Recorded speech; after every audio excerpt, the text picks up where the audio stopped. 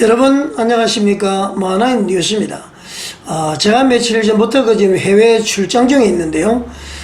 저희 마하나임 뉴스는 유튜브 방송뿐만 아니라 인터넷 신문도 같이 발행을 하고 있습니다. 그래서 오늘은 인터넷 신문의 기사화한 내용을 좀 말씀을 드리고자 합니다. 오늘 드릴 말씀은 말이죠, 베드로를 통곡해 한 닭 울음소리가 손연보 목사에게는 들리지 않는가라는 제목의 말씀입니다. 여러분들 베드로에 대해서 잘 아실 겁니다. 우리가 성경도 많이 읽고 목사님으로부터 말씀을 많이 전해 들은 내용입니다. 베드로가 말이죠, 예수님이 잡혀갔을 때에 계집종, 조그만 계집종의 말에 두려움을 느껴서 예수님을 모른다고 무려 3번이나 부인을 했습니다. 3번 부인했을 때 닭울음 소리가 들려서 예수님께서 말씀하신 것이 생각이 나서 통곡을 하며 회개를 했습니다. 이 베드로에게 들렸던 닭 울음소리가 손연보 목사님에게는 들리지 않는 것 같습니다. 아니, 들리는데도 못 들은 척 하고 있습니다. 저희 마하나임 뉴스에서도 외치고 있고, 성서나라 TV에서도 외치고 있고, 정광훈 TV에서도 외치고 있습니다. 이 닭 울음소리를 손연보 목사님은 들어야 됩니다.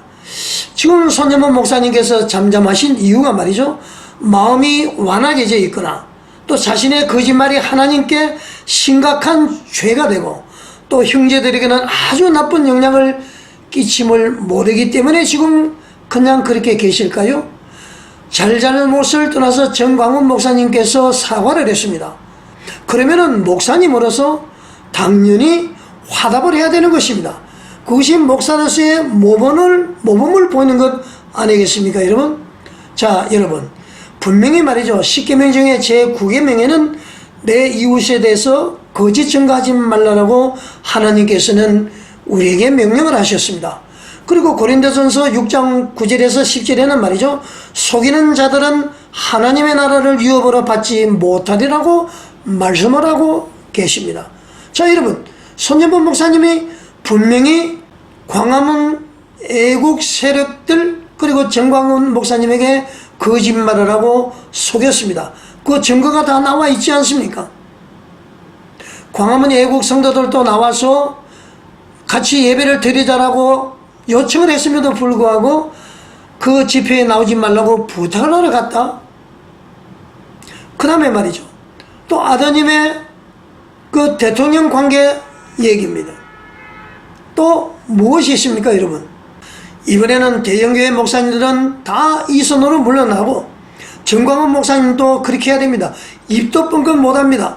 그렇게 했었던 분이 말이죠, 그 순서에 보면은 대형교회 목사님들, 영향력 있는 분들이 다 단위에 올라가서 순서를 다 맡았습니다. 그리고 예배 순서를 주지 않았습니다. 축도가 10일 전에 결정이 되었음에도 불구하고 그 뒤에 물론 과정이 있었겠지만은 그날 아침에 결정이 되었다는 그런 말씀을 하신 것입니다. 또 세계의 교회 버스를 타고 올라오시는 분에게 거의 도착 무렵에 대해서 광화문 집회는 정치 집회니까 그쪽으로 고개를 돌리지 말라, 그분이 그렇게 정언을 하고 있습니다. 이런 명백한 거짓말과 속임수가 있음에도 불구하고 이렇게 함구하고 있는 것은 하나님의 자녀로서, 더군다나 목사님으로서는 해서는 안 될 일을 하고 있는 것입니다. 여러분 그렇게 생각 들지 않습니까?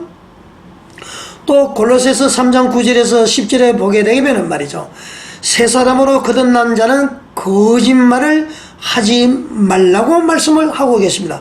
그러면서 말이죠, 거짓말하는 사람을 옛사람으로 표현을 합니다. 자, 그러면은 손연보 목사님은 일단 거짓말을 했습니다. 그럼 옛사람입니까? 새사람이 아니라는 얘기입니까, 본인이? 참으로 저는 이해를 할 수가 없습니다.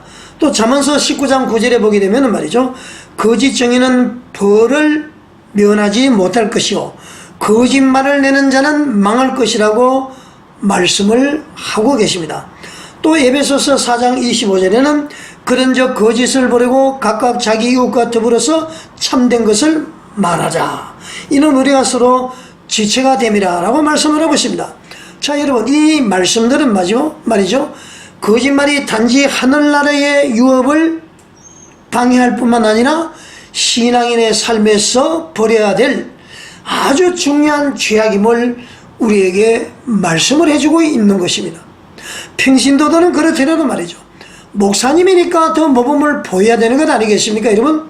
자, 그리고 요한계시록에서는 말이죠, 거짓말과 관련된 무시무시한 말씀이 있는데요, 거짓말이 죄악이기 때문에 심판의 대상임을 말씀하고 계십니다.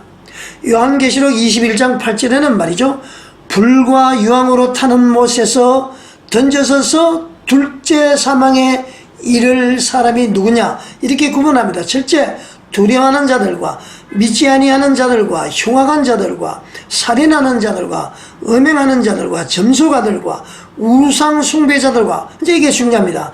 마지막으로 거짓말하는 모든 자들이라고 합니다. 이 거짓말하는 자, 이 거짓말죄가 이만큼 무섭다는 겁니다. 이게 또 둘째 사망에 이른다는 얘기죠. 그리고 이제 요한계시록 22장 15절에 보게 되면은 개들, 점술가들, 음행하는 자들, 살인하는 자들, 우상 숭배자들이 새 예루살렘 성에 못 들어가는데, 마지막으로 거짓을 좋아하고 거짓말을 지어내는 자도 새 예루살렘 성에 못 들어간다고 말하고 있습니다. 거짓말이 이와 엄청 무서운 죄입니다. 근데 우리는 뭐 다른 살인하는 거, 우상 숭배하는 거, 이것만 무서운 죄로 봤잖아요. 거짓말과 거짓말을 지어내는 자도 새 예루살렘 성에 못 들어간다고 이야기를 하고 있습니다. 이거 우리는 너무 간과하고 있는 거 아닙니까? 자, 마지막으로 말이죠. 요한계시록 21장 8절, 그리고 요한계시록 22장 15절의 말씀, 이것은 말이죠, 단순히 거짓말이 단순한 잘못이 아니라 영적인 삶과 구원에 있어서 심각한 영향을 미치고 있음을 밝히 말씀하고 계시는 것입니다. 거짓말의 결과가 이만큼 엄청난 것입니다. 손해본 목사님 거짓말에서 개인 하나뿐만 아니라 한국교회 전체에 미치는 영향을 손해본 목사님은 생각을 해야 되는 것입니다. 자, 여러분, 자, 제가 지금까지 여러가지 열거한 말씀들은 말이죠, 이 거짓말이 하나님 앞에서 매우 심각한 죄로 간주된다는 것을 보여주는 것입니다. 거짓말은 단순히 인간 간의 어떤 신뢰관계를 깨뜨릴 뿐만 아니라 하나님과의 관계를 훼손하는 결과를 초래한다는 것을 우리는 알아야 됩니다. 자, 세계력의 손연범 목사님, 하나님께서 지금도 살아계시고 역사하심을 믿고 계십니까? 사람이 죽은 후에 부활과 심판과 천국과 지옥이 있음을 믿고 계십니까? 그러면은 손 목사님께서 의도적이든 상황적 거짓말이든 손 목사님께서 하신 거짓말에 대해서 회개를 하셔야 됩니다. 그리고 피해자에게, 그리고 마음의 상처를 받은 분들에게 사과를 하셔야 됩니다. 그래야 하나님의 자녀이고 목사님이신 것입니다. 1027 한국교회 연합예배의 성공적인 개최가 결코 면죄부가 될 수가 없습니다. 그리고 1027 한국교회 연합예배 당시에 정광훈 목사님, 그러니까 대한민국 국민혁명운동본부의 여러분들이 주장하는 소위 예배 방해가 결코 그 면죄부가 될 수 없음을 아셔야 됩니다. 대국본의 그러한 행위는 말이죠, 손연범 목사님을 비롯한 1027 한국교회 연합예배 측의 거짓, 속임, 갈라치기가 원인이 되었다는 것을 정녕 모르고 계십니까? 꼭 깨달으셔야 됩니다. 자, 여러분, 어떻게 생각하십니까? 1027 한국교회 연합예배의 성공적 개최는 성령님의 역사하심, 그리고 성도들의 믿음과 간절함과 한국교회를 사랑함의 결과이기 때문에 결코 손해본 목사님이나 1027 한국교회 예배준비위원회에서는 절대로 교만하지 마시기를 강력히 권면을 드립니다. 이 1027 성공적인 개회체를 통해서 손해본 목사님은 아마 전국적으로 차별금지법 제정 반대, 동성애 반대를 외치고 그런 것 같습니다. 기획도 그렇게 하는 것 같습니다. 그렇게 해야죠, 당연히. 그러나 하나님과의 관계를 바르게 해야 되고요, 사람과의 관계도 바르게 해야 됩니다. 명백하게 드러났잖아요. 아까 이야기했잖아요. 그 성공한 것이 결코 면죄부가 될 수 없다는 것입니다. 또 어떤 한 무리들은 말이죠. 1027 이 연합예배 성공적인 것을 통해서 WEA 개최를 개최한다는 그러한 얘기도 많이 들립니다. 이건 뭡니까? 성도들은 순수하게 하나님께 부르짖었는데 몇몇 사람들은 말이죠.